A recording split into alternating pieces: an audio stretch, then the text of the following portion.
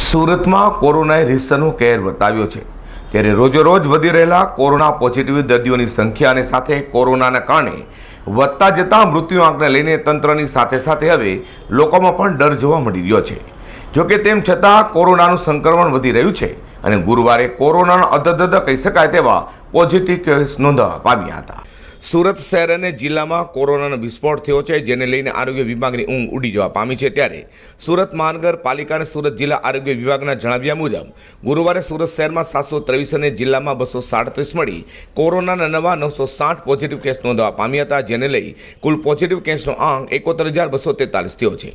સુરત શહેરમાં વધુ 14ના મોત સાથે કુલ મૃતાંક 1234 છે। સુરત શહેરમાંથી 598 અને જિલ્લામાંથી 79 મળી કુલ 677 દર્દી કોરોનાને માત આપી સાજા થઈ ઘરે પણ પહોંચ્યા છે, જેને પગલે કોરોનાને માત આપનાર દર્દીઓની સંખ્યા 65,684 થવા પામી છે।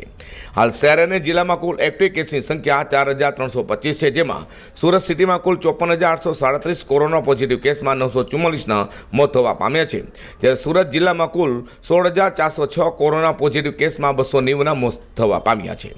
સુરત શહેરમાંથી 51,259 અને સુરત જિલ્લામાં 14,437 દર્દી કોરોના માત આપી સાજા થઈ ઘરે પણ પહોંચ્યા છે। Azhar Qureshi, D10 news.